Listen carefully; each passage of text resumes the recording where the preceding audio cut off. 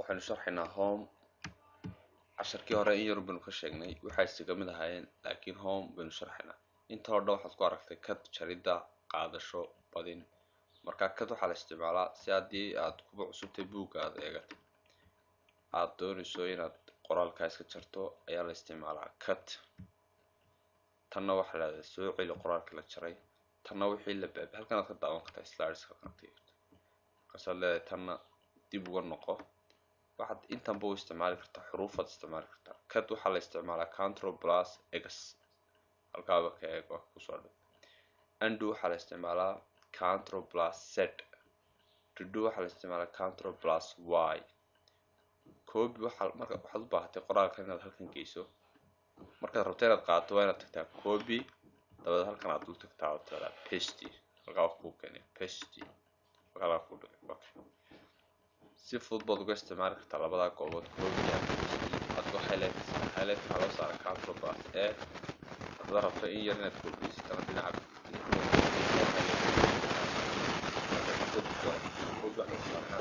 C paste waxaa la isticmaalaa control plus b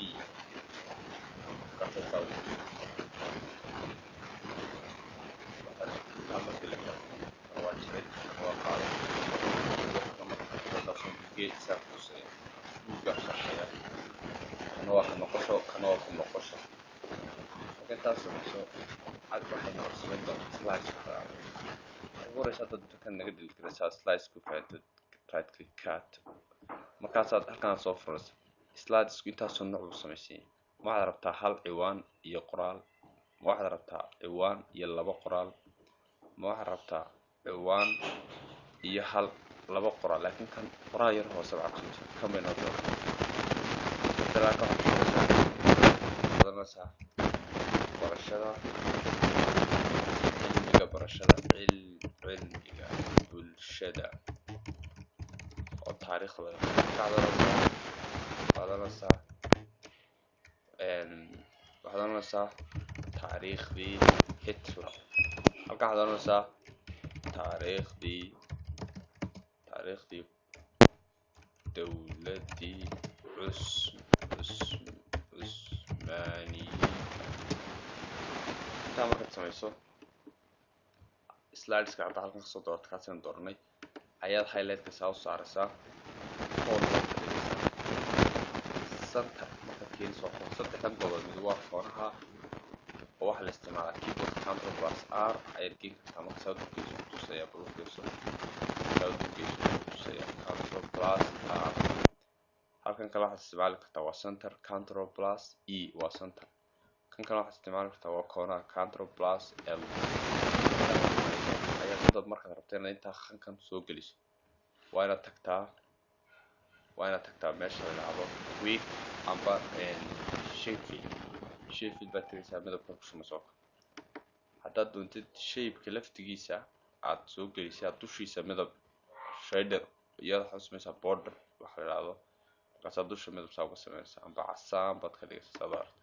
hadda dushana waa ka casaan gudahana waa haddaad rabto shaybkan aad qurxin karaysaa nooca doontaad ka dhigi kartaa adigoo isticmaalay kuwan u fiirso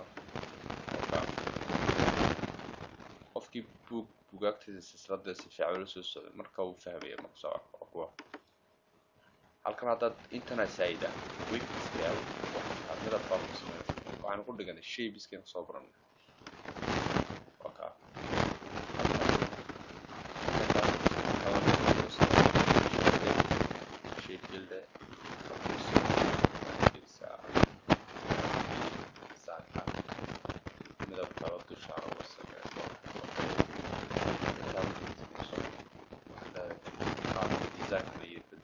shaybka uu nooca yar u noqonayo yaro kaasoo intaa markaad samaysa hadda halkanna midab ay ku samey kan laftigiisa shay baad gelaysaa habeena door nooca doontaa oo dul marinaysa haddaad more other things halkanaad tegaysaa warqadana kuu baxaysa kadib saaran dul marinaysa saa dul marisa waa kana midka labada mid kana saa soo amba halkanaad tegi kartaa quick styleka saa u sameyn kartaa waxaad u jeedaa wanaagsan waxaad u baahan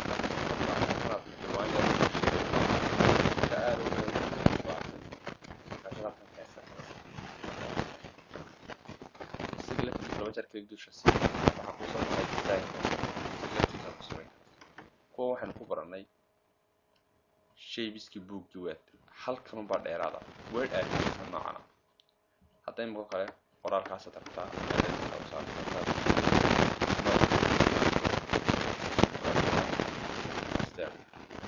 markaa markaad kaasoo kale rabto inaad keento marka ugu horeysa waa inaad tagtaa home shapes mid kamid soo qaado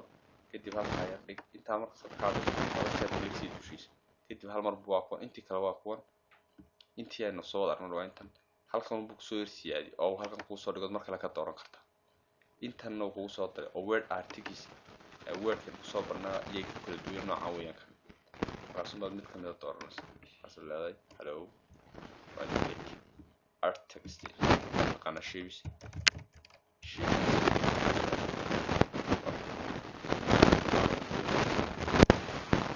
hello everyone okay intaa marka samayso ka laftigiisa ayaad fartaada bedeli kartaa waa e baad tegaysaa colorska faham halkan waa ku tegi kartaa xarafka laftigiisa ayaad u samayn kartaa halkana eeda qoraalkaad rogi kartaa fiirso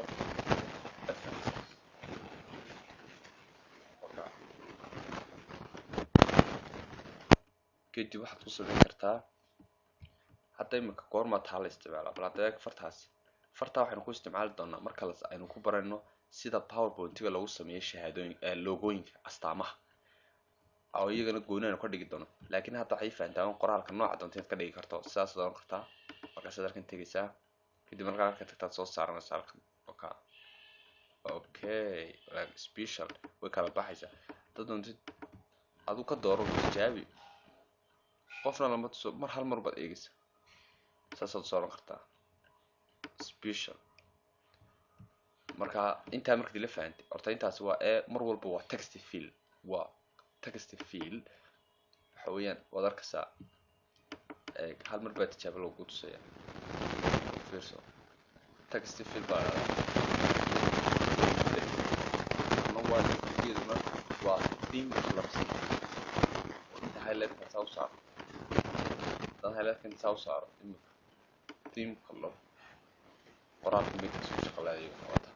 labadaas kana waa halkii effectiga qoraal ku sameeyay tanna waa word artiga powerpointiga kuwana waa kuwan soo dhignay aynu xataa halka soo sharaxnay ee ku midabada gelinaysa iyo kii dusha ka mariyay oo sare kana waa qaabkiisii oo waa kala kugu qoray mid walba shape style-ka iyo word artiga intana waa halka free form bala free form halka yar wuxuu sheegayaa change buu leeyahay waa halkan aad kaga darigtay waxa ay bedel bal inuu fiirso isaga laftigiisa bedeliya qaabka doonta ka dhigaysa markaad rabto kan inaad nooc doonto ka dhigto click baad siinaysaa halka ay baad soo furanaysaa markaas change shape baad gelaysaa kadib nooc doonta ka dhigan karaa dad doontid waxaad ka dhigi kartaa waxaan ka dhignaa okay kana waxaan bedeli karnaa halkaas waxaan kugu celcelinayaa qalba saad adigu mar uu fahanto maxaa ka dhigi karaa alaab okay kuwan laakiin kuwan adiga caadi u sameeysan kuwan wax ka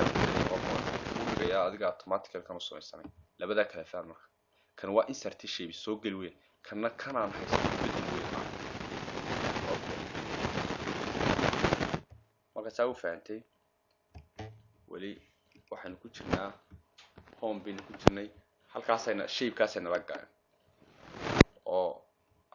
markaad hal mar shape saa u samayso ku soo celiyo waa faa'iido celceliskana faa'iido ku hal mar saa u soo samayso baad laba click siinaysaa wixii option waa ku soo bax halkan waa halka aad ka sameysay ka laftigiisa aad bedelaysay nooca doonta iska dhigaysay kana waa kii aad xorta u keensanaysay marka inta fahantay halkan waa maxay waa text box warqad yar aad samaysay sida qoraalka automatic u gelinayso aan samaysan kan weegaa kala text box baa waa click halkan meesha intaad ku qoran kartaa halkaas ku qorta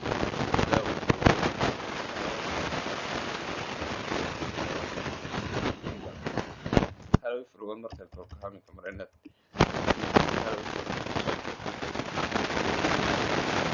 marka hadda waxaad ila fahamtay inuu fiil tahay halka midabka lagaga shumo oo halkaasaan hal bar tijaabo kugu siinayaa fiil halka lagaga shumo midabka inay tahay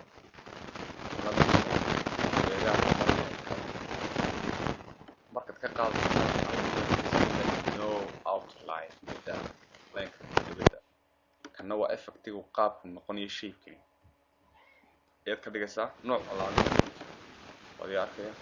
kana waa quick steps midab buu sameynaya quruxda waxyada halkana shapes baa lagaa okay shapeskana aad u sharaxnay shape-ka markaad hal mar doonto waxaas oo kusoo baxaya casharkan halkaas